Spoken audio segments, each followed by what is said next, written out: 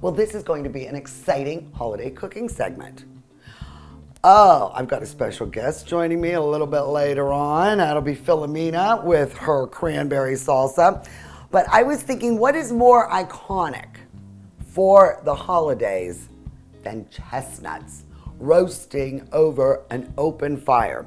So we're gonna start with 2 chestnut recipes. I'm gonna make chestnut cookies and I'm going to make chestnut hummus. And it's really very easy. I mean, chestnuts are so moist and flavorful, and they have that nutty sweetness. The biggest pain is roasting them. You know, you gotta cut the eggs in the shell, bake them, and then peel them, and make sure that you don't leave the skin on because that can be bitter. For this recipe, you'll need 1 pound of roasted chestnuts. About 1 pound yields 1 cup. 2 sticks of unsalted butter softened, 1½ cups of powdered sugar, 2 teaspoons of vanilla extract, 1/2 teaspoon of cinnamon, plus more for the garnish, 1/4 teaspoon of fresh nutmeg, 1/8 teaspoon of salt, and 2 cups of all-purpose flour sifted. Well, as you can see, these cookies have very few ingredients. We're going to start with 2 softened sticks of unsalted butter. Now what I did prior to this is I used like my mini chopper and I got a cup of the chestnuts. It's about 1 pound, and I'm gonna add these to the bowl. Okay.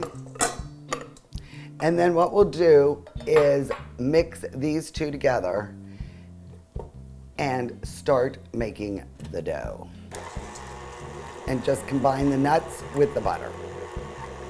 As you can see, it's just the nuts and the butter mixed together. You just want to cream them and make sure they're combined. And now we are going to add, oops, the 1/2 cup of powdered sugar, a little bit of salt, the vanilla, the cinnamon, and fresh grated nutmeg. You gotta be careful with the nutmeg because you really don't want too much because I think it adds a soapy flavor. Okay. And then we will mix this further. And now we begin adding the flour. So and we'll do this, about 1/4 cup at a time so you don't have the flour bomb. And I will just put this in the dough as we go. Now you don't have to, but I do recommend that you sift the flour. I think it makes for a lighter cookie. All right, so now our dough has assembled. It looks great. Then just split it right in half because you want the dough to remain as chilled as possible. And then what I'm gonna do, I'll seal it up nice. And then refrigerate it for a few hours or overnight, few days. But if you're not going to cook it after a few days, bake it rather, just, put it in the freezer till you're ready to use it. You want the dough to remain chilled, so only cook off 1 packet at a time. So I have this half out, and I'll tell you, this is nice and firm. And what we want is about a 1-inch ball. They don't spread, so you don't have to worry about placement. You can put them all on the same tray. Make sure it's lined with parchment. And that is about 1 knuckle. My knuckle is about 1 inch. Yes, I use it for measurement. And then you just place it there. And you could go up to 1 inch apart because they do not spread. Well, this batch came out to be about 27 cookies. And I have them rolled nice and neatly in 1-inch balls. And I have the oven set at 350. I'm going to start watching them at 12 minutes. Well, I baked these cookies for actually 13 minutes. I did put 1 more minute on after the 12. And they're still light on top. And you just want them a little golden brown on the bottom. So they're pretty sturdy. So what I've done is, let me do this really quick. I took the other cup of powdered sugar and then a half a teaspoon of the ground cinnamon, and you mix that up. So you just stick them up, and I just put them upside down and I roll them, see, in the dough. Isn't that nice? And it sticks nice because it's warm. And then I cool them on the rack. Now this is a beautiful cookie. Tastes delicious. Light, crumbly, loaded with flavor. Honestly, the chestnuts really add a different taste rather than walnuts, or a pecan. All right, so that was something sweet with the chestnuts. Up next, the chestnut hummus. For this recipe, you'll need 1 cup of roasted chestnuts, 1/2 cup of tahini, 2 large garlic cloves chopped, 1/2 cup of water, juice from 1 lemon, 1/2 teaspoon of cumin, 1/4 teaspoon of cardamom, 1/4 cup of extra virgin olive oil, 1 to 2 tablespoons of plain Greek yogurt, and salt and pepper to taste.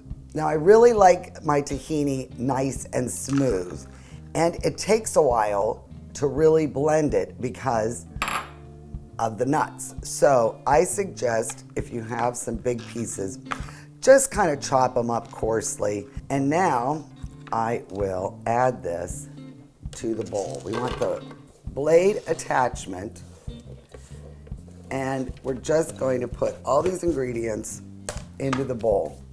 Put the tahini in. Everything goes in right now except the salt, the pepper, and the Greek yogurt.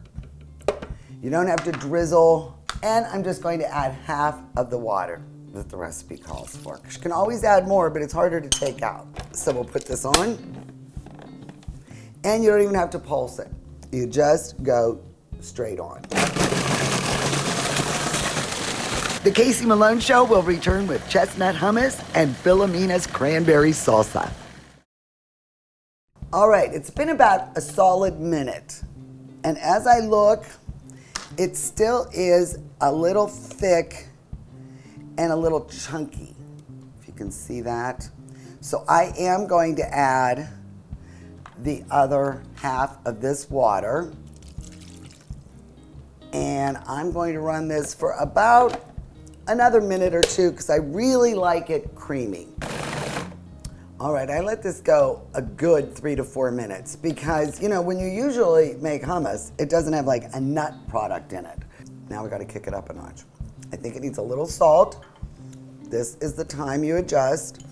And I'm just going to do, not a lot of salt, maybe a teaspoon, and a couple grinds of black pepper.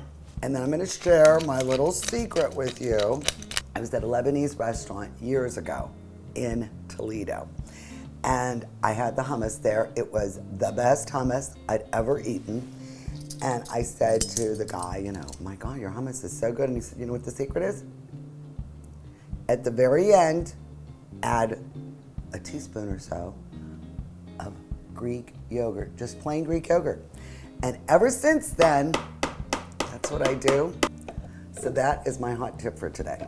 So now I'll put that on, and we're just gonna blend this for a couple minutes, a couple seconds really. Beautiful presentation. All I did was give it a smear on the plate and then a little drizzle of extra virgin olive oil. And I saved some of the chestnuts and chopped those on top.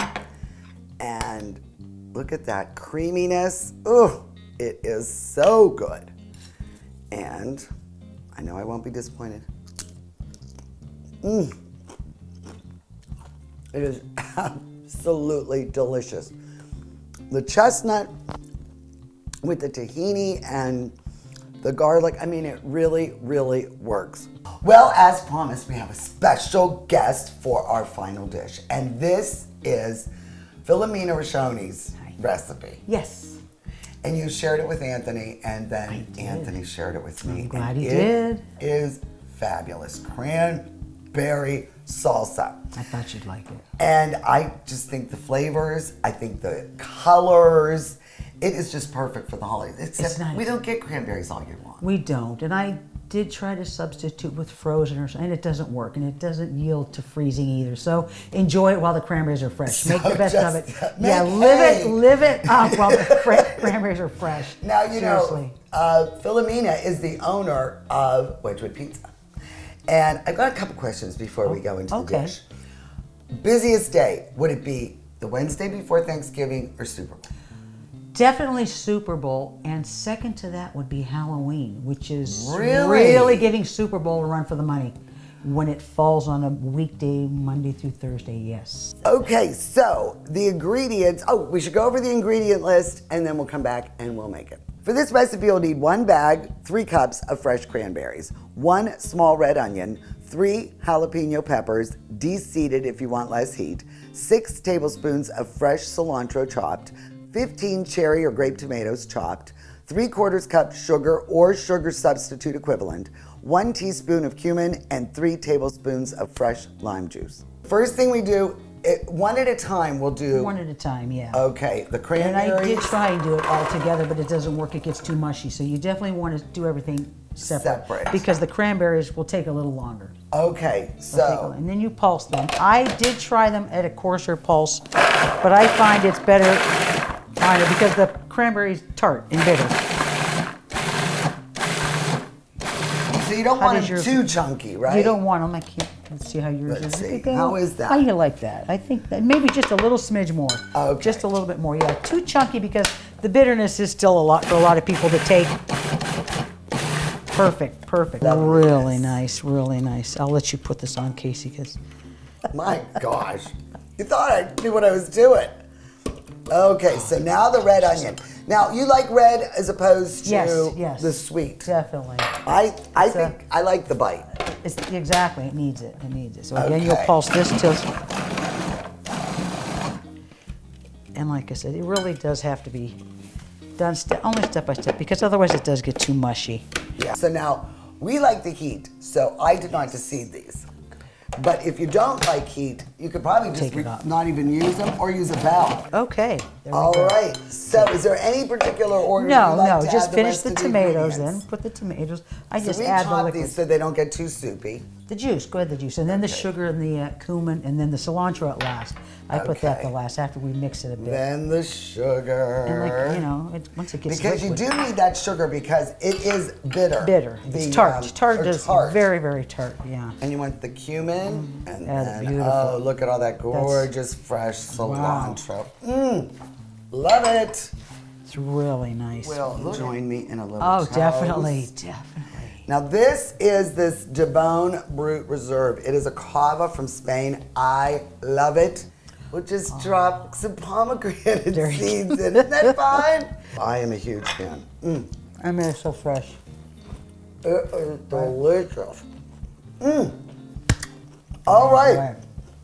Delicious. As my mother says, here's to us, none better. You got that right. There you go. Thank you. Cheers. Thank you. Oh, is that nice? Really cleanses the palate. So, you want Philomena's recipe? Just go to my website, CaseyMaloneShow.com, and look for the cranberry salsa. Cheers again. Thank you so much. You're welcome. Thank you, Kate.